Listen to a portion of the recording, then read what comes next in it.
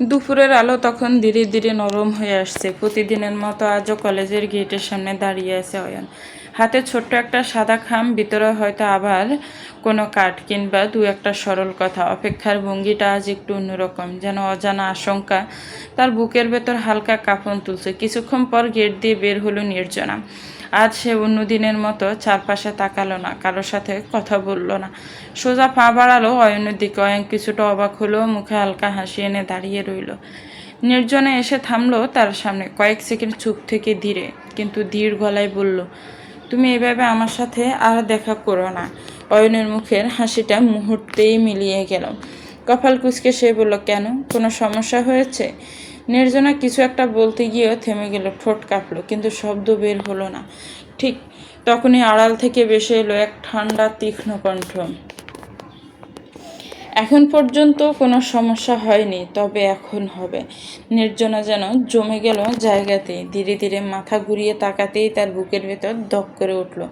অরণ্যকে সে ঠিক কল্পনাও করেনি এমনভাবে, এমন জায়গায় তার সামনে এসে দাঁড়াবে মানুষটা। পরের মুহূর্তে অরণ্য জলের বেগে এগিয়ে এলো, এক ঝটকায় অয়নের শার্টের কলার চেপে ধরল, চোখ লাল, দৃষ্টি জ্বলন্ত। তোর সাহস কি করে হয় আমার সম্পত্তির দিকে নজর দেওয়ার? নির্জনা কেঁপে উঠল, তাড়াতাড়ি এগিয়ে এসে কাপা কণ্ঠে বলল, কি করছেন, ছাড়ুন ওকে। অয়নে থ হয়ে গেছে, তবুও নিজেকে সামলে বলল, ভাই আপনার কোথাও ভুল হচ্ছে, আসলে আপনি যা ভাবছেন তা। চুপ। অরণ্যের বজ্র ধ্বনি কণ্ঠ চারপাশ কাঁপিয়ে দিল। আর একটা কথা বলবি না, পরের বউয়ের সাথে পোস্টি নষ্টি করছিস, তার উপর আবার মুখে মুখে তর্ক করছিস। এই সময়ের মধ্যে আশেপাশে লোক জড়ো হয়ে গেছে, কেউ পিছপাস করছে, কেউ বিস্ময়ে তাকিয়েছে, আবার কেউ মোবাইল তুলে ভিডিও শুরু করেছে। শহরের পরিচিত মুখ হয় অরণ্যকে অনেকেই চিনে ফেলেছে। পরিস্থিতি মুহূর্তে অস্বস্তিকর হয়ে উঠল। সব কিছু দেখে নির্জনার বুক ধড়ফড় করতে লাগলো, লজ্জা, রাগ, অস্বস্তি সব মিলিয়ে সে যেন ফেটে পড়লো। অনেক হয়েছে, ছাড়ুন ওকে, ওকে ছাড়ুন বলছি। ওকে যদি আর কিছু বলেন তাহলে আমার চেয়ে খারাপ আর কেউ হবে না। কথাগুলো যেন ছুরি হয়ে বিঁধল অরণ্যের বুকে।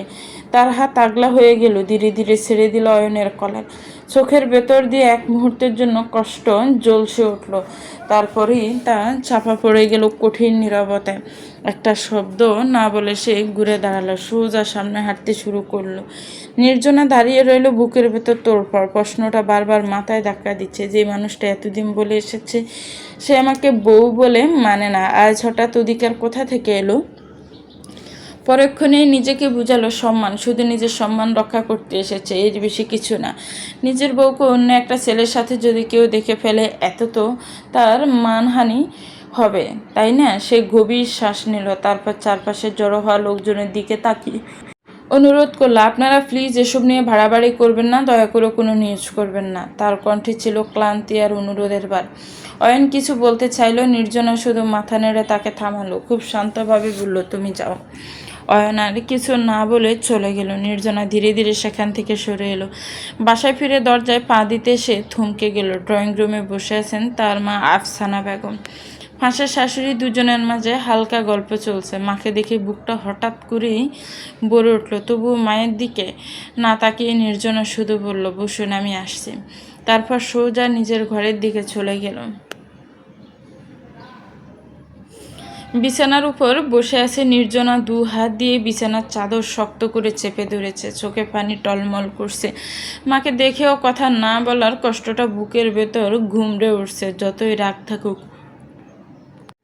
মা তো মাই। ঠিক তখনই দরজার পাশে দাঁড়িয়ে মৃদু কণ্ঠে ডাক এলো, নির্জনা, মা আমার। নির্জনা মাথা নিচু করেই রইল, চোখের পানি গড়িয়ে পড়ল, ভাঙা গলায় বলল, কেন এসেছেন আপনি?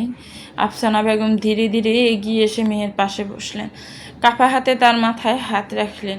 এভাবে আমার উপর রাগ করে থাকিস না মা, আমার যে খুব কষ্ট হয়। এরপর আর নিজেকে ধরে রাখতে পারল না নির্জনা, ঝাঁপিয়ে পড়ে মাকে জড়িয়ে ধরল। বুক ভেঙে কান্না বেরিয়ে এলো, কেন আম্মু, আমার সাথে তোমরা এমন কেন করলে? আফসানা বেগম মেয়েকে বুকে টেনে নিয়ে মাথায় হাত বুলাতে লাগলেন। তুই তো জানিস তোর বাবা, তার কথায় ওনার উপরে কেউ কথা বলতে পারেন না। নির্জনা কাঁদতে কাঁদতেই বলল, তুমি তো একবার বুঝিয়ে বলতে পারতাম। আফসানা বেগম নরম গলায় বললেন, এমনটা বলতে নেই মা, আর অরণ্য ছেলেটা তো খারাপ না, ও অনেক ভালো ছেলে। এই কথা শুনেই নির্জনা ধীরে ধীরে মায়ের বুক থেকে সরে এলো, চোখ মুছতে মুছতে তাকালো তার দিকে। আফসানা বেগম আবার বললেন, আর তার চেয়ে বড় কথা, তোর বাবাও তো তোর এত তাড়াতাড়ি বিয়ে দিতে চাননি। ওনার স্বপ্ন ছিল তার একমাত্র মেয়েকে অনেক পড়াশোনা করাবে, বড় করবে, প্রতিষ্ঠিত করবে। কিন্তু অরণ্য, তিনি একটু থামলেন। নির্জনার ভ্রু কুঁচকে এলো, কিন্তু কি? ঘরের ভেতর যেন হঠাৎ করেই নীরবতা নেমে এলো। নির্জনার বুকের ভেতর ধীরে ধীরে কৌতূহল আর অজানা আশঙ্কা জমে উঠতে লাগলো। অরণ্য কি করেছে? আফসানা বেগম কিছুক্ষণ চুপ করে রইলেন, যেন শব্দগুলোকে গুছিয়ে নিচ্ছেন ভেতরে ভেতরে। তারপর ধীরে, খুব নরম নরম অথচ দীর কণ্ঠে বললেন, অরণ্যই তো তোর বাবার কাছে এমন করে আকুতি মিনতি করেছে। বেচারা তোকে অনেক ভালোবাসে মা। নির্জনা যেন হঠাৎই জমে গেল। আফসানা বেগম বলতে থাকলেন, তোর বাবা তো কিছুতেই তোর বিয়ে দিতে চাননি। ওনার এক কথা, মেয়েকে আগে পড়াশোনা করাবেন, মানুষ করবেন। কিন্তু অরণ্য, ওর চোখে মুখে এমন একটা জেদ ছিল, এমন এক ভালোবাসা, যে কারো 7 দিনেই তোকে ওর হওয়া থেকে আটকায়। তিনি মেয়ের মাথায় হাত বুলিয়ে দিলেন। তোর বাবার দেওয়া প্রত্যেকটা শর্ত অক্ষর অক্ষরে মেনে নিয়েছে ও, এখনও মানছে। তোর পড়াশোনা, তোর স্বাধীনতা, সব কিছুর দায়িত্ব নিজে নিয়েছে। শুধু একটা জিনিস চেয়েছে, সেটা হচ্ছে তোকে। কথাগুলো যেন একটার পর একটা ঢেউ হয়ে আছড়ে পড়লো নির্জনার ভেতরে। অরণ্য ভালোবাসে? মনে হলো কোথাও একটা ভুল হচ্ছে। নিশ্চয়ই সে ঠিকমতো বুঝতে পারছে না যে মানুষটা প্রতিদিন বলে সে তাকে বউ বলে মানে না, তার সাথে কোনো সম্পর্ক রাখতে চায় না, সে আবার এমন করে ভালোবাসে। নির্জনা কিছু একটা বলল না, চুপ করে বসে রইল। তার চোখের ভেতর তখন বিস্ময়, সন্দেহ আর অদ্ভুত এক অস্থিরতার মিশ্র ছায়া। কিছুক্ষণ পর আফসানা বেগম বাসায় ফিরে গেলেন। নির্জনাকে কিছুদিনের জন্য সাথে করে নিয়ে যেতে চাইলেন। নির্জনার শাশুড়ি আজমিরা বেগম সম্মতি জানিয়েছিলেন, কিন্তু নির্জনা যেতে চাইল না। তার কণ্ঠে ছিল অদ্ভুত এক জেদ নাকি অনিশ্চয়তা, সেটা বোঝা গেল না। সন্ধ্যা নেমে এলে নির্জনার শাশুড়ির ঘরেই বসেছিল। পুরনো অ্যালবাম, কিছু স্মৃতির জিনিস সব দেখছিল মন দিয়ে। সময় কেটে যাচ্ছিল, কিন্তু তার ভেতরের অস্থিরতা একটুও কমছিল না। রাত একটু গাঢ় হলে সে ধীরে ধীরে নিজের ঘরের দিকে গেল। দরজার কাছে এসে থেমে গেল। ভেতরে অরণ্য দাঁড়িয়ে ফোনে কথা বলছে। তার কণ্ঠ নিচু, কিন্তু তাতে স্পষ্ট ছাপা উত্তেজনা। কত টাকা লাগবে লাগুক, প্রয়োজন হলে বেশি বেশি করে টাকা দে, তাও যেন সবাই আর কোনো ভাড়া বাড়ি না করে, আর কোনো নিউজ না করে। এই নিয়ে আমি আর একটা কথাও শুনতে চাই না। নির্জনার বুক ধক করে উঠল। ফোন কেটে দিল অরণ্য। তার মুখে স্পষ্ট চিন্তার চাপ। নির্জনা ধীরে ভিতরে ঢুকে বলল, কিছু হয়েছে? অরণ্য কোনো উত্তর দিল না, শুধু মুখ ঘুরিয়ে ব্যালকনির দিকে হাঁটতে লাগলো। নির্জনা থামলো না, পিছু পিছু গিয়ে আবার বলল, বিকেলের ওই ঘটনা নিয়ে কোনো ঝামেলা হয়েছে? অরণ্য থেমে গেল, কিছুক্ষণ চুপ করে দাঁড়িয়ে রইল, যেন নিজের ভেতরে কিছু চাপা দিয়ে রাখার চেষ্টা করছে, কিন্তু শেষ পর্যন্ত পারল না। ঠান্ডা কাটা কাটা গলায় বলল, তোমাকে এত কিছু জানতে হবে না। তুমি তোমার ওই প্রেমিকের বিষয়ে সব জেনে রেখো, সেটাই ভালো। নির্জনা আবারও বলল, আপনার কোথাও ভুল হচ্ছে। অরণ্য বিরক্তির সাথে বলল, ব্যাস, এই নিয়ে আমি আর একটা কথাও বলতে চাই না। সে ঘুরে চলে যেতে লাগলো। ঠিক তখনই নির্জনা বলে উঠল, এত কিসের হিংসা আপনার মনে? আমি প্রেম করি আর যাই করি, তাতে আপনার কি? আপনি তো আমাকে বউ বলে মানেন না। আপনার লাইফ থেকে যত তাড়াতাড়ি যায় তাতেই তো আপনার শান্তি। কথাগুলো যেন আগুন হয়ে ছুঁড়ে গেল অরণ্যকে। সে থেমে গেল, ধীরে ধীরে ঘুরে দাঁড়ালো, চোখ দুটো লাল, দৃষ্টি ভয়ঙ্করভাবে স্থির। এক মুহূর্ত নষ্ট না করে সে এগিয়ে গেল, কোনো কথা না বলে হঠাৎ করেই নির্জনাকে কোলে তুলে নিল। নির্জনা চমকে উঠল, দুহাতে অরণ্যর পিঠ কেলাতে লাগলো। নামান আমাকে, কি করছেন আপনি? নামান বলছি। অরণ্য কিছুই শুনল না, সোজা গিয়ে তাকে বিছানার উপর ছুঁড়ে ফেলল।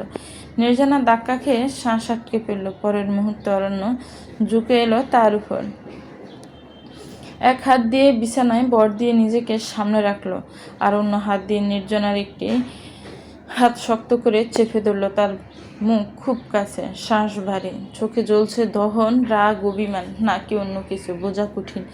অরণ্য দাঁতে দাঁত চেপে বলল, আর কতদিন? যদি তোমাকে ওই ছেলের সাথে দেখি তাহলে তোমার এমন হাল করব যেটা তুমি কল্পনাও করতে পারছো না।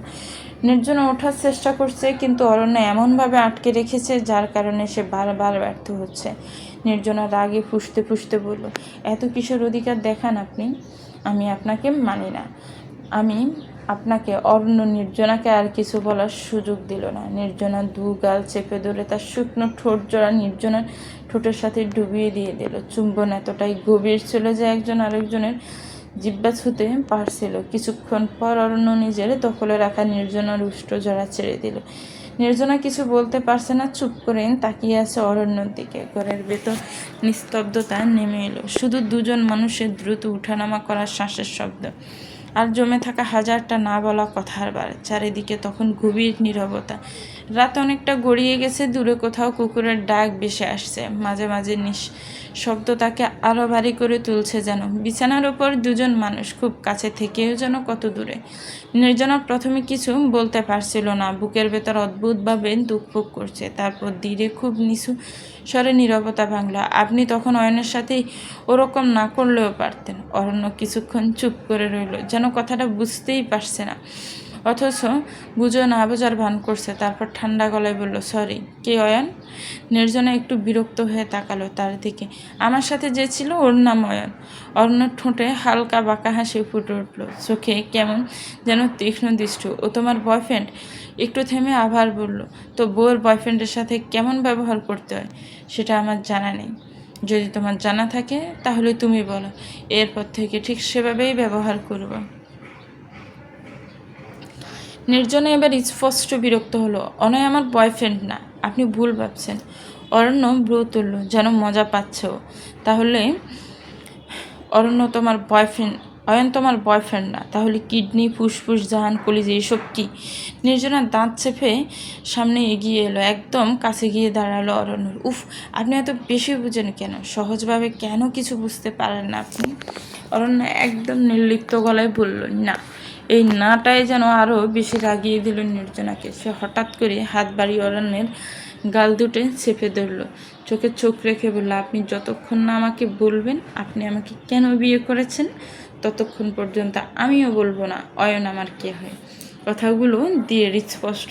এক মুহূর্তের জন্য সময় যেন থেমে গেল। অরণ্যের চোখের দৃষ্টি বদলে গেল। সে ধীরে ধীরে হাত বাড়িয়ে নির্জনার কোমর জড়িয়ে টেনে নিল নিজের কাছে, এতটাই কাছে যে দুজনের শ্বাস একে অপরকে ছুঁয়ে যাচ্ছে। নির্জনার বুক দগ দগ করছে।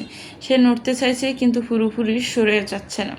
অরণ্য নিচু স্বরে বলল, একটা শর্ত আছে, যদি রাখতে পারো তাহলেই সব বলবো। নির্জনা গিলে ফেললো নিজের অস্থিরতা। কি? অরণ্য ঝুঁকে এলো, তার কণ্ঠ আরও নিঝুম ভারী। তোমাকে আমার মতো করে চাই, প্রথম রাতের মতো। তোমার দেহ আমার আজ নিজের করে পেতে চাই, পারবে?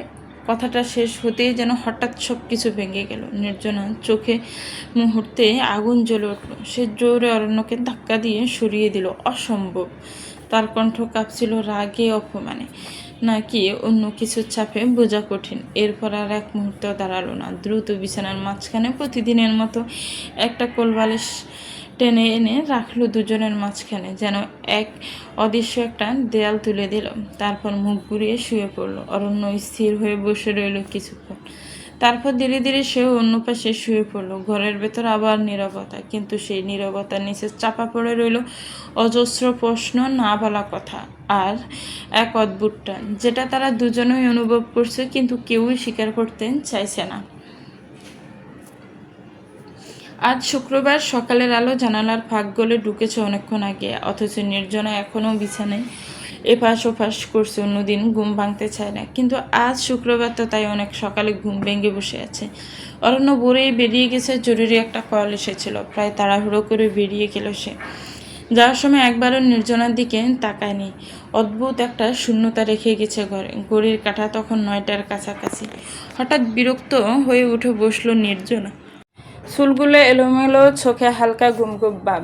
বিরক্ত গলায় বলল, দূর, আজ শুক্রবার, তাই আর ঘুমিয়ে আসছে না। ঠিক তখনই দরজার পাশে দাঁড়িয়ে থাকা অধরা বলল, ভাবি, আম্মু ডাকছে তোমায়। নির্জনা মাথা নেড়ে বলল, আচ্ছা। ফ্রেশ হয়ে আসছি। ফ্রেশ হয়ে নিচে নামতে রান্নাঘর থেকে বেশি এলো মশলার গন্ধ। ঢুকে দেখলো আজমিরা বেগম নিজেই ব্যস্ত হয়ে রান্না করছেন, একটার পর একটা পদ। নির্জনাকে দেখে তিনি হালকা হাসলেন। আজ তোমার ছোট বোন আসবে বলেছে, তাই তোমাকে ডাকতে বললাম। ও যদি এসে দেখে বাড়ির বউ এখনো ঘুমোচ্ছে, কি ভাববে বলো? যদিও আমার কোনো সমস্যা ছিল না, কিছু মনে করো না। হ্যাঁ, নির্জনা শান্ত গলায় বলল। না আম্মু, কি মনে করব? এমনিতেও আজ অনেক আগে ঘুম ভেঙে গেছিল। আমি কোনো কাজে সাহায্য করব? তার কথা শেষ হতে পাশ থেকে কাজের মেয়ে সকিনা হেসে উঠল। আপা কি কয়? খালাম্মা তো আমারই কোনো কাজে হাত দিতে দিছে না, আর আপনাকে দিয়ে কাজ করাই নিবে? আপনি বরং ঘরে গিয়ে আবার ঘুমান। আজমিরা বেগম চোখ টিপে বললেন, চুপ সকিনা, তুই যা, গেস্ট রুমটা গিয়ে পরিষ্কার কর। আচ্ছা খালাম্মা বলে সকিনা চলে গেল। কিছুক্ষণ পরে বাড়িতে এলেন আজমিরা বেগমের ছোট বোন নাসরিন জাহান, সাথে তার মেয়ে মারিয়া। মারিয়াকে দেখে নির্জনার চোখে পড়ল, মেয়েটা দেখতে বেশ স্মার্ট, বয়সও হয়তো তার চেয়ে একটু বড়ই হবে। পোশাক আশাকে আধুনিকতার চলাফেরায় আত্মবিশ্বাসের চেয়েও একটু বেশি কিছু, যেটা খানিকটা অহংকারের মতো লাগে। নাসরিন জাহানকে দেখে নির্জনা এগিয়ে গিয়ে সালাম করল। তিনি নির্জনার গালে হাত বুলিয়ে দিয়ে বললেন, বাহ, অনেক মিষ্টি তো। নির্জনা মুচকি হাসলো। একটু পর নিজের রুমে ফিরতে থমকে গেল নির্জনা। তার বিছানায় উপুর হয়ে শুয়ে আছে মারিয়া, হাতে ফোন, আর চারপাশে ছড়িয়ে ছিটিয়ে চিপসের প্যাকেট। টুকরো পুরো বিছানাটা এলোমেলো। একটু আগে সে সুন্দর করে গুছিয়ে গেছিল। নির্জনার ব্রু কুঁচকে গেল। এত বড় মেয়ে, একটু সেন্স নেই নাকি? কি অবস্থা করেছে! তবুও কিছু সরাসরি না বলে সে হালকা গলা খাকারি দিল। শব্দ পেয়ে মারিয়া উঠে বসলো।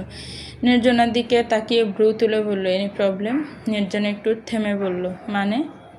মারিয়া ঠোঁট বাঁকিয়ে বলল, ও ইংলিশ বুঝো না? আচ্ছা, বাংলায় বলি, কোনো সমস্যা?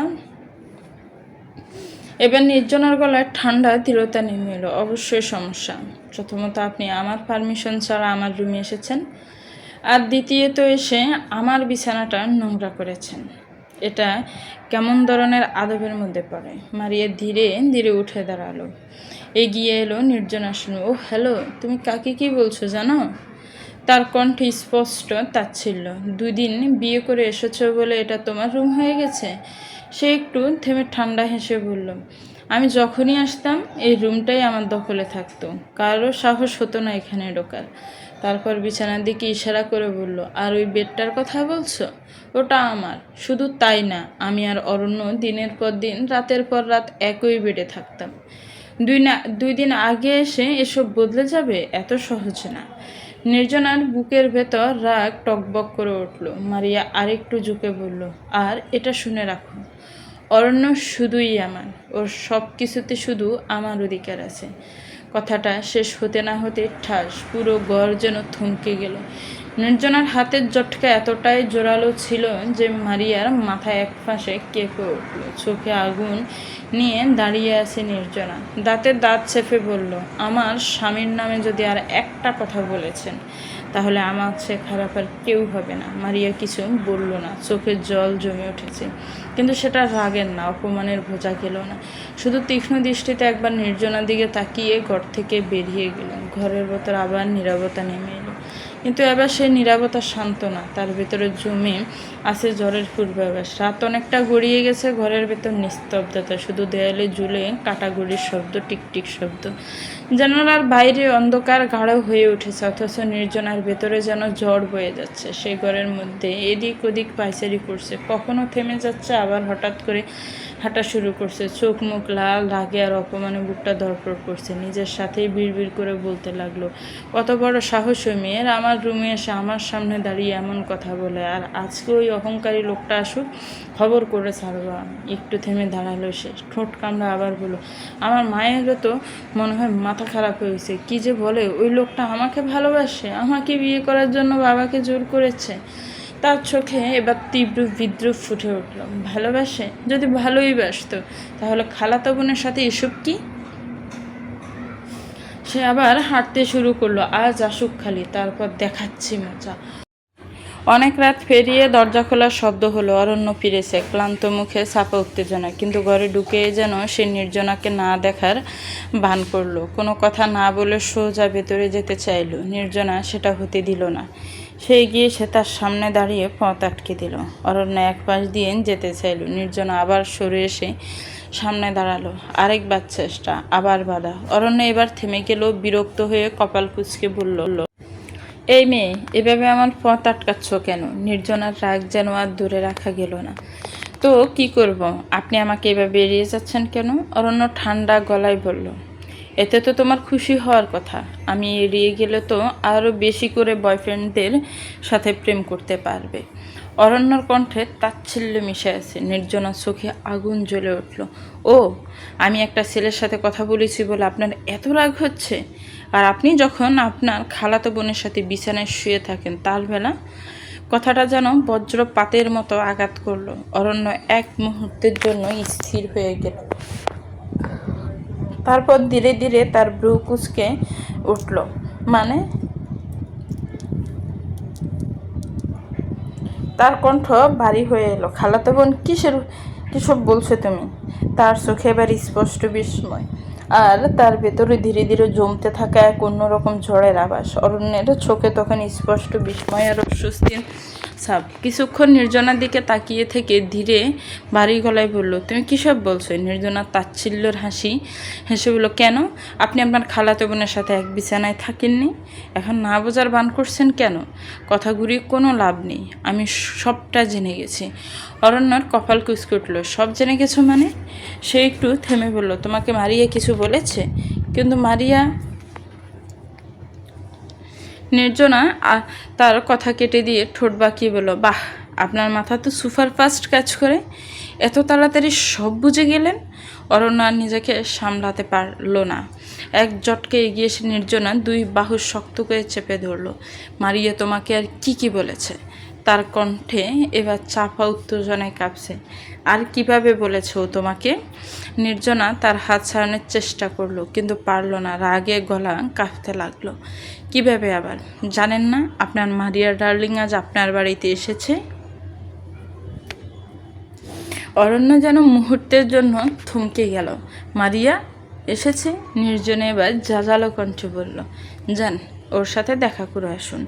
ওর সাথে গিয়েই ঘুমান। আমার চোখের সামনে থেকে সরে যান। আপনাকে আমার সহ্য হচ্ছে না। কথাগুলো ছুড়ে দিয়ে এসে মুখ ফিরিয়ে নিল। অরণ্য কিছুক্ষণ স্থির হয়ে তার দিকে তাকিয়ে রইল। তারপর হঠাৎই তার ঠোঁটের কোনো মুচকি হাসি ফুটে উঠল। মনে মনে ভাবল, মারিয়া কি বলেছে জানি না, কিন্তু এইটুকু বুঝতে বাকি নেই, আমার পার্পল এঞ্জেল বেশ ভালোই জেলাস হচ্ছে। তার চোখে দুষ্টু ঝিলিক খেলে গেল। অরণ্যের এই মুচকি হাসিটাই যেন নির্জনার রাগকে আরও উস্কে দিল। সে ঘুরে দাঁড়িয়ে তীক্ষ্ণ কণ্ঠে বলল, মারিয়ার কথা শুনে তো আপনাকে বেশ খুশি খুশি লাগছে। তা এখন এখানে দাঁড়িয়ে আছেন কেন? যান, আপনার ডার্লিংয়ের কাছে যান, ও তো অপেক্ষা করছে। অরণ্য ধীরে ধীরে তার দিকে এগিয়ে এলো। সামান্য ঝুঁকে তার মুখের কাছে এসে নিচু গলায় বলল, তা মিস নির্জনা, মারিয়াকে নিয়ে আপনার এত জেলাস হওয়ার কারণ কি? তার কণ্ঠে খেলা করছে মৃদু খোঁচা। আপনি তো অয়ন নাকি ওই ছেলেটাকে ভালোবাসেন। তাহলে আমার কার সাথে সম্পর্ক আছে এসব ভেবে আপনি এত জ্বলছেন কেন? নির্জনার দাঁতের দাঁত চেপে তাকালো তার দিকে। আপনাকে কতবার বলবো, অয়ন আমার বয়ফ্রেন্ড না। তার কণ্ঠে বিরক্তি, কিন্তু কোথাও যেন লুকিয়ে আছে অজানা এক তীব্র অনুভূতির ছায়া আর অস্বীকার করা অনুভূতির জোর। অরণ্য ধীরে ধীরে এগিয়ে এলো। তার চোখে তখন আর আগের মতো রাগ নেই, বরং এক ধরনের অদ্ভুত মিচ্ছতা, একগুঁয়ে দৃঢ়তা। সে নির্জনের খুব কাছে এসে দাঁড়ালো। তারপর দুহাত দিয়ে আলতো করে তার কোমর জড়িয়ে টেনে নিল নিজের দিকে। নির্জনা থমকে গেল। অরণ্য নিচু স্বরে বলল, তোমাকে মারিয়ে কি বলেছে জানি না, কিন্তু তুমি এতটুকু জেনে রাখো, আমি কোনো দিন অন্য কোনো মেয়ের সাথে ঘুরেও তাকায়নি। একটু থেমে তার চোখের দিকে তাকিয়ে আরও গভীর গলায় বলল, আর অন্য কারোর সাথে এক বিছানায় শোয়া তো দূরের কথা, আমার ভার্জিনিটি তোমার কাছেই হারিয়েছে। কথাগুলো যেন নিঃশব্দে এসে ছুঁয়ে গেল নির্জনের ভেতরটা। অরণ্য হালকা দুষ্টু হাসি দিয়ে যোগ করলো, আর যদি এতেই তোমার সন্দেহ না কাটে, আর তুমি যদি চাও, তাহলে আমার তুমি নিজে তলব করে নেড়ে ছেড়ে দেখে শুনে আমার ভার্জিনিটি চেক করতে পারো। নির্জনা বুঝকে না বুঝে বলে ফেললো, কীভাবে? পরের মুহূর্তে নিজের কথার মানে বুঝতে পেরে যেন লজ্জা আর অস্বস্তি একসাথে চেপে বসলো তার উপর। সে দ্রুত অরণ্যকে ধাক্কা দিয়ে নিজেকে ছাড়িয়ে নিল। অরণ্যের ঠোঁটে দুষ্টু হাসি খেললো, খুলবো? নির্জনা চোখ বড় বড় করে তাকিয়ে রাগে লজ্জায় কাঁপা গলায় বলে উঠল, অসভ্য লোক। অরণ্যর ঠোঁটে তখনই দুষ্টু হাসি লেগে আছে। সে একটু ঝুঁকে এসে ফিসফিস করে বলল, কি হলো নির্জনা, আমার ভার্জিনিটি চেক করবে না? কথাটা শেষ হতেই নির্জনার ভেতরের আগুন যেন আবার জ্বলে উঠল। এক জটকে এগিয়ে সে অরণ্যকে ঠেলে নিয়ে গেল দেওয়ালের সাথে, শক্ত করে চেপে ধরল তাকে। চোখে চোখ রেখে ধীর গলায় বলল, আমি চেক করে সেটা বুঝতে পারি, প্রয়োজন হলে তাই করব, কিন্তু আপনি আমার হাজব্যান্ড হয়ে এর আগে অন্য কোনো মেয়ের সাথে সম্পর্কে ছিলেন, এটা আমি কিছুতেই মেনে নেব না। অরণ্য তার দিকে তাকিয়ে এলো, চোখে মৃদু খেলা করছে কৌতুক। কিন্তু তুমি আমার ভার্জিনিটি চেক করেছো। এসব কথা শুনলে তোমার বয়ফ্রেন্ড যদি রাগ করে। নির্জনা বিরক্ত হয়ে তার গাল দুটো চেপে ধরল। আর কতবার বলবো অয়ন ভাইয়া আমার বয়ফ্রেন্ড না? অরণ্য নাটকীয় ভঙ্গিতে ভ্রু তুলল। আহা, সাইয়া থেকে সরাসরি ভাইয়া? নারী বলো তো তোমরা কোন ধাতু দিয়ে তৈরি? নির্জনা বিরক্তিতে চোখ ঘুরিয়ে বলল, উফ, আপনার মতো গোমরা মুখ মানুষ এত রসিকতা কোথা থেকে শেখে? অরণ্য হালকা হেসে বলল, আচ্ছা তাহলে বলো, নয়ন তোমার কে হয়? নির্জন এবার সত্যিই বিরক্ত হয়ে গেল। উফ, নয়ন না, অয়ন। অরণ্য কার জাকালো, ওহ, ওই একই হলো। বলো অয়ন কে হয় তোমার? নির্জনে এবার একটু চুপ করে গেল, তারপর ধীরে বলল, অয়ন ভাইয়া কে সেটা আমি আপনাকে বলতে পারবো না। অরণ্য তাকিয়ে রইল তার দিকে, তার চোখে এক অদ্ভুত গভীরতা নেমে এলো। সে নিজেকে শান্ত রেখে বলল, নীরবতা অনেক কিছুই বুঝিয়ে দেয়। নির্জন এবার দৃষ্টি সরিয়ে নিল। আপনি এটা বাদে অন্য কিছু জিজ্ঞেস করতে পারেন, সব উত্তর দিতে রাজি আমি। অরণ্য এক পা এগিয়ে এলো, তার কণ্ঠ এবার আর দুষ্ট নয়, বরং গভীর, সরাসরি। ভালোবাসো আমায়? প্রশ্নটা যেন সময়কে থামিয়ে দিল। নির্জনা থতমত খেয়ে গেল, চোখ বড় হয়ে গেল তার। কোনো উত্তর আসলো না ঠোঁটে। সে তাড়াতাড়ি অরণ্যের কাছ থেকে সরে গেল, পাশ কাটিয়ে চলে যেতে লাগলো, কিন্তু অস্থিরতায় দিকটাই যেন ভুলে যাচ্ছে বারবার। অরণ্য পেছন থেকে তাকিয়ে বলল, কি হলো, এটার উত্তর দিলে না যে? নির্জনা থেমে গেল, মাথা নিচু করে দাঁড়িয়ে রইল, কথা বলতে পারল না। কিন্তু তার ভেতরে তখন শুরু হয়ে গেছে অন্য এক যুদ্ধ নিজের সাথে। কেন সে এতটা জেলাস হলো? কেন অরণ্যকে অন্য কারোর সাথে ভাবতেই তার এত কষ্ট হচ্ছে? উত্তরটা কোথাও খুব কাছে, তবুও সে এখনও সেটাকে স্বীকার করতে পারছে না। রাত অনেক গভীর, চারপাশ নিস্তব্ধ। মাঝে মাঝে দূরের কোনো অচেনা শব্দ এসে সেই নীরবতাকে আরও ভারী করে তুলছে। ঘরের ভেতর মৃদু আলো, আর সেই আলোয় পাশাপাশি শুয়ে আছে দুজন মানুষ। পাশাপাশি থাকলেও মাঝখানে রাখা কোলবালিশ বুঝিয়ে দিচ্ছে তাদের মধ্যকার দূরত্বটা। অরণ্যের শ্বাস দিয়ে সে ঘুমিয়ে পড়েছে অনেক আগে, কিন্তু তার পাশে শুয়ে থাকা নির্জনার চোখে কোনো ঘুম নেই। বারবার এপাশ ওপাশ করছে, সে বালিশ ঠিক করছে, চাদর টানছে, আবার ছেড়ে দিচ্ছে, তবুও যেন অস্থিরতা একটু কমছে না। বুকের ভেতরটা অদ্ভুতভাবে দুকটুক করছে, নিজেকেই প্রশ্ন করছে বারবার, কেন? কেন অরণ্যের কথা ভেবে তার এতটা জ্বালা হচ্ছে? কেন মারিয়ার কথায় তার বুকটা কেঁপে উঠেছিল? কেন অরণ্যকে অন্য কারোর সাথে কল্পনা করতে তার ভেতরটা জ্বলে উঠছে? তাহলে কি? চোখ বন্ধ করেও সে উত্তর খুঁজে পায় না, আবার চোখ খুলেও ফেলে। অন্ধকারে তাকিয়ে থাকতে থাকতে একসময় ধীরে ধীরে কাত হয়ে অরণ্যর দিকে ঘুরে যায়। অরণ্য ঘুমিয়ে আছে, মুখটা শান্ত ও নির্বাক। দিনের সেই রাগ, কঠোরতা যে কিছুই যেন নেই। এখন নির্জনা অপলক তাকিয়ে রইল তার দিকে, মনে মনে ফিসফিস করে উঠল, প্রথমে মানুষটাকে যেমন ভেবেছিলাম, মানুষটা তেমন নয়, বরং অন্যরকম, একদম আলাদা। সেদিন আম্মুও বলেছিল সে নাকি আমাকে ভালোবাসে, আমাকে বিয়ে করার জন্য বাবার দেওয়ার সব শর্ত মেনে নিয়েছে। কিন্তু নির্জনার ভ্রু কুঁচকে গেল। যদি সত্যিই ভালোবাসতো তাহলে কেন বলবে সে আমাকে বউ বলে মানে না? তার বুকের ভেতরটা হালকা ব্যথা করলো। আমি কি বেশি ভাবছি, নাকি সত্যি আমি তার প্রতি দুর্বল হয়ে পড়েছি? প্রশ্নগুলো একটার পর একটা এসে ভিড় করছে মাথার ভেতর। কোনো উত্তর নেই, চোখ সরাতে পারছে না সে অরণ্যের মুখ থেকে। তার মনে হঠাৎ করে এক অদ্ভুত ইচ্ছার জন্ম নিল, নরম লাজুক অথচ গভীর। যদি যদি একবার সে নিজে থেকে বলতো, আমি তোমাকে ভালোবাসি নির্জনা। ভাবনাটুকুতেই নির্জনার বুক কেঁপে উঠল। সে ধীরে চোখ নামিয়ে ফেলল। ঠোঁটের কোনো অজান্তেই জমে উঠল এক ফোঁটা অচেনা হাসি। আবার সঙ্গে সঙ্গে তা মিলিয়েও গেল। ঘরের নিস্তব্ধতা আবার আগের মতোই ফিরে এলো, কিন্তু সেই নীরবতার আড়ালে একটা হৃদয় প্রথমবারের মতো নিজের অজান্তে ভালোবাসার দিকে ঝুঁকে পড়ছে। সময় নিজের মতো করে বয়ে যায় নীরবে, অদৃশ্যভাবে। কখন যে দিনগুলো গড়িয়ে সপ্তাহ আর সপ্তাহ পেরিয়ে মাস হয়ে যায়, তা টের পাওয়া আগেই বদলে যায় অনেক কিছু। দেখতে দেখতে নির্জনা আর অরণ্যের বিয়ের 1 মাস পূর্ণ হয়ে গেছে। এই 1 মাসে নির্জনা একবারও বাবার বাড়ি যায়নি। অনিচ্ছায় হওয়া সেই বিয়ের প্রতি তার অভিমান এখনও পুরোপুরি মুছে যায়নি, কিন্তু অদ্ভুতভাবে যে মানুষটাকে সে মেনে নিতে পারেনি, সেই মানুষটার প্রতিই তার মন ধীরে ধীরে নরম হয়ে গেছে। অরণ্যকে ভালোবেসে ফেলেছে, কিন্তু সেই ভালোবাসা প্রকাশ করার সাহস এখনও তার হয়নি। অনেকবার চেষ্টা করেছে, কিন্তু নিজেকে বুঝিয়েছে আজ বলবো, কিন্তু অরণ্যের সামনে গেলে সব এলোমেলো হয়ে যায়। কখনো বুক ধড়ফড় করে, কখনো পা কেঁপে ওঠে, আবার কখনো যেন কথাগুলো গলায় আটকে যায়। মুখ খুললেও শব্দ বের হয় না। আবার কখনো একগুঁয়েমি মাথা ছাড়া দিয়ে ওঠে। আমি একটা মেয়ে হয়ে আগে ভালোবাসার কথা বলতে যাব কেন? মনের ভেতর আরেকটা কণ্ঠ তখন পিস পিস করে, যদি আম্মুর কথা সত্যি হয়, যদি সে সত্যিই আমাকে ভালোবাসে, বিয়ে করে থাকে, তাহলে আগে ওই বলুক আমি তোমাকে ভালোবাসি নির্জনা। তার আগে সে কিছুতেই বলবে না। কিন্তু অরণ্য এখনও কেন তাকে বলছে না সে নির্জনাকে ভালোবাসে? এর কারণ কি?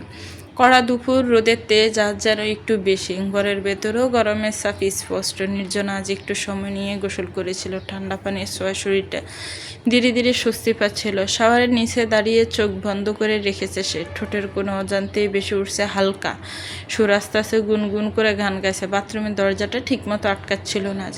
কয়েকবার চেষ্টা করে ঠিকভাবে লাগাতে পারেনি। শেষে হালকা ভিজিয়েই রেখে দিয়েছে। আর তার রুমে সাধারণত কেউ আসে না, আর বাথরুম তো নয়। তাই আর ভাবিনি সে। শাওয়ারের পানিতে ভিজতে ভিজতে যেন কিছুক্ষণের জন্য সব চিন্তা দূরে সরে গিয়েছিল। হঠাৎ খুব আস্তে একটা শব্দ, তারপরে বাথরুমের দরজাটা ধীরে ধীরে খুলে গেল। নির্জনা কিছু বুঝে ওঠার আগেই চোখ খুলে তাকালো, আর সামনে অরণ্যকে দাঁড়িয়ে থাকতে দেখে তার বুক দক করে উঠলো। চমকে উঠে চিৎকার করতে যাবে, কিন্তু তার আগে অরণ্য তড়িঘড়ি করে এগিয়ে এসে এক হাত দিয়ে তার মুখ চেপে ধরলো। সব কিছু যেন এক মুহূর্তে থেমে গেল। নির্জনা অলুঙ্গ শরীরে অরণ্যের শরীরের সাথে লেগে গেল। শাওয়ারের ঠান্ডা পানি দুজনকে একসাথে ভিজিয়ে দিচ্ছে। নির্জনা স্থির হয়ে গেল। চোখ বড় বড় করে তাকিয়ে আছে অরণ্যের দিকে। তার শ্বাস দ্রুত হয়ে উঠেছে। বুকের ভেতর কেমন অজানা কাঁপুনি। অরণ্য খুব কাছে, এতটাই কাছে যে নিঃশ্বাসের উষ্ণতা স্পষ্ট অনুভব করছে নির্জনা। অরণ্য কোনো কথা বলল না। সে নির্জনার মুখ থেকে হাত সরিয়ে নিয়ে 2 হাত দিয়ে তার কোমর ধরল। তারপর তাকে আরও কাছে টেনে নিল, আরও বেশি করে নিজের সাথে মিশিয়ে নিতে চাইল। নির্জনার চোখ বন্ধ করে ফেলল। তার গোলাপি ঠোঁট জোড়া কাঁপছিল। অরণ্য নীরব, খুব গভীরভাবে নির্জনার ঠোঁটে তার ঠোঁট ডুবিয়ে দিল। নির্জনা অরণ্যর ঠোঁটের এমন গভীর স্পর্শ পেতে অরণ্যর ঘাড় খামচে ধরল। এতে যেন অরণ্য মধ্যকার নেশা আরও বেড়ে গেল। নির্জনার ঠোঁট ছেড়ে এবার তার বেজা শরীরের বিভিন্ন জায়গায় চুমু খেতে শুরু করলো। এটা অদ্ভুত নিঃশব্দ মুহূর্ত, যেখানে কোনো শব্দ নেই, কোনো কথা নেই, শুধু বেজা শরীরের স্পর্শ আর দুটো অস্থির হৃদয়ের অদ্ভুত কম্পন। অরণ্য নির্জনার কাছে এসে তাকে জড়িয়ে দিল। দুটি উলঙ্গ দেহ একসাথে মিশে গেল। অরণ্য আবার নির্জনার গলায় চুমু খেতে শুরু করলো, কিন্তু হঠাৎই নির্জনা অরণ্যকে ধাক্কা দিয়ে সরিয়ে দিল। তারপর তাড়াতাড়ি করে গায়ে একটা টাওয়ালে পেঁচিয়ে বাথরুম থেকে বের হয়ে গেল। অরণ্য দাঁড়িয়ে রইল চুপচাপ। তারপর একটা মুচকি হাসি দিয়ে নিজের মাথায় গুঁতা দিল। বাথরুমের সে অপ্রস্তুত মুহূর্ত পেরিয়ে অনেকক্ষণ হয়ে গেছে, তবুও নির্জনার ভেতরের অস্থিরতা পুরোপুরি কাটেনি। সে আয়নার সামনে দাঁড়িয়ে চুল আঁচড়াচ্ছিল। ভেজা চুলগুলো কাঁধ ছুঁয়ে নিচে নেমে এসেছে। আয়নায় নিজের প্রতিবিম্বে চোখ রাখতে হঠাৎই আরেকটা ছায়া এসে মিশে গেল তার সাথে। আয়নায় অরণ্যের প্রতিবিম্ব দেখা মাত্রই নির্জনার গাল লাল হয়ে উঠল। চোখ নামিয়ে ফেলল সে। অরণ্যর দিকে সরাসরি তাকানোর সাহস যেন হঠাৎই হারিয়ে ফেলেছে। চুপচাপ সরে যেতে চাইল পাশ কাটিয়ে, কিন্তু পারল না। অরণ্য এক ঝটকায় তার হাত ধরে টেনে নিল নিজের দিকে। নির্জনা হালকা ধাক্কা খেল। তার শরীর গিয়ে ঠেকল অরণ্যের বুকের সাথে। অরণ্য ধীরে হাত তুলে নির্জনার মুখে লেপ্টে থাকা ভেজা চুলগুলো সরিয়ে দিল। আঙুলের স্পর্শ সাহসে কেঁপে উঠল নির্জনা। সে নিজেকে ছাড়িয়ে নিতে চাইল, কিন্তু অরণ্য এবার আরও শক্ত করে তাকে আঁকড়ে ধরল। তারপর নিচু গলায় বলল, বাথরুমের দরজাটা খোলা রেখেছিলে কেন? নির্জনা একটু বিরক্তি, একটু লজ্জা মেশানো গলায় বলল, দরজা ছিল না তাই। অরণ্য ঠোঁটের কোনো হালকা বাঁকা হাসি ফুটে উঠল। দরজা লাগছিল না, নাকি কোনো সুযোগ খুঁজছিলে? নির্জনা এবার সত্যিই রেগে গেল। ছাড়ুন আমাকে। অরণ্য দাঁত কেলিয়ে হেসে বলল, ভাগ্যিস দরজা খোলা রেখেছিলে। নির্জনা চোখ ছোট ছোট করে বলল, সভ্য কোথাকার। রাগে গাল ফুলিয়ে নিজেকে ছাড়িয়ে নিল নির্জনা। তারপর হঠাৎই থেমে গিয়ে মুচকি হেসে মুখ ঘুরিয়ে বেরিয়ে গেল রুম থেকে। অরণ্য কিছুক্ষণ দাঁড়িয়ে রইল, চোখে যেন এক অদ্ভুত মুগ্ধতা। ধীরে নিজেই বলে উঠল, কি দেখালে তুমি, মাই ভায়োলেন্ট অ্যাঞ্জেল। নির্জনা নিচের নামতেই দেখলো ডাইনিং টেবিলে খাবার সাজাচ্ছেন তার শাশুড়ি আজমিরা বেগম। তিনি তাকিয়ে মুচকি হেসে বললেন, এসো মা, খেতে বসো। একটু পরে অরণ্য নেমে এলো। তিনজন একসাথে টেবিলে বসলো। খাওয়ার মাঝে অরণ্য জিজ্ঞেস করলো, আম্মা অদরা কোথায়? আজমিরা বেগম বললেন, এই তো একটু আগে খুব তাড়াহুড়ো করে বেরিয়ে গেল, কি নাকি জরুরি ক্লাস আছে। আমি বললাম তুই আর নির্জনা আমায় একসাথে যায়, কিন্তু কিছুই শুনলো না, তাড়াতাড়ি বেরিয়ে গেল। অরণ্য এবার নির্জনার দিকে তাকালো, তুমি কোচিংয়ে যাবে না? নির্জনা একটু থেমে গেল, শুকনো একটা ডোক গেলে বলল, কিন্তু আজ তো ছুটি। না আজ তো ছুটি না, আসলে আজ আমার ভালো লাগছে না, আমি আর যাব না। অরণ্য কপাল কুঁচকাল, কেন যাবে না? এভাবে ফাঁকি দিলে কিন্তু সমস্যা হবে, এক্সামের আর বেশি সময় নেই। তারপর শান্ত অথচ ধীর গলায় বলল, তাড়াতাড়ি করে খেয়ে নিয়ে রেডি হয়ে নাও, আমি গিয়ে নামিয়ে দিয়ে আসছি। নির্জনা সরাসরি উত্তর দিল, না, আজকে না যাই।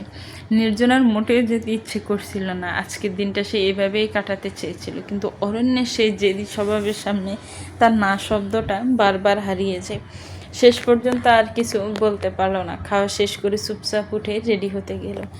নতুন কোনো সাজ নয়, প্রতিদিনের মতোই সাদামাটা ভঙ্গিতে তৈরি হলো নির্জনা। কালো রঙের ঢিলে ঢালা থ্রি পিস আর চুলগুলো খোলা, কোনো বাড়তি আয়োজন নেই, তবুও তার ভেতরের সহজ সৌন্দর্য যেন আলাদা করে চোখে পড়ে। রুম থেকে বের হয়ে আসতে অরণ্যের চোখ তার দিকে আটকে গেল। কিছুক্ষণের জন্য সে যেন স্থির হয়ে তাকিয়ে রইল, তবে পরক্ষণেই নিজেকে সামলে নিল। মুখে কোনো ভাব প্রকাশ করলো না, গম্ভীর গলায় বলল, বাইরে গিয়ে দাঁড়াও, আমি আসছি। নির্জনা কিছু না বলে বাইরে চলে গেল। কিছুক্ষণ পর অরণ্য এলো। গাড়ির দরজা খুলে দুজন বসতে এসে ইঞ্জিন স্টার্ট দিল। রাস্তা পেরোতে পেরোতে খুব বেশি কথা হলো না। নির্জনা জানালার বাইরে তাকিয়েছিল আর অরণ্য মনোযোগ দিয়ে গাড়ি চালাচ্ছিল। 10 মিনিটের মধ্যেই তারা কোচিং সেন্টারে সামনে এসে পৌঁছালো, কিন্তু গেট বন্ধ। চারপাশে তেমন কোনো ভিড় নেই। অরণ্য ব্রু কুচকে তাকালো। কোচিং কয়টা থেকে শুরু হয়? নির্জনে একটু থেমে বলল, 3টা। অরণ্য ঘড়ির দিকে তাকালো, এখন তো 3:12 বাজে, এখনও খুলেনি যে। নির্জনা একটু অপ্রস্তুত হয়ে বলল, মনে হয় ছুটি হয়ে গেছে, চলুন বাসায় ফিরে যাই। অরণ্য এবার তার কথা থামিয়ে দিল। 12 মিনিটে কোচিং ছুটি হয়ে গেল। তার চোখ সরাসরি নির্জনার দিকে। সত্যি করে বলো তো, কাহিনী কি? নির্জনা থতলাতে লাগলো, কাহিনী কি আবার? আমি কি জানি? অরণ্যের দৃষ্টি আরও তীক্ষ্ণ হলো। আজকে যদি কোচিং ছুটি হয়ে থাকে, তাহলে অদরা কোচিংয়ের নাম করে বের হয়ে কোথায় গেল? নির্জনা এবার একটু বিরক্ত হয়ে বলল, ভাত দেন তো এসব, এই কড়া রোদের মধ্যে দাঁড়িয়ে থাকতে ইচ্ছে করছে না, চলুন না বাসায় যাই, তারপর কথা বলি। অরণ্যের মুখের ভাব বদলে গেল, গলা ঠান্ডা কিন্তু ভেতরে চাপা কঠোরতা।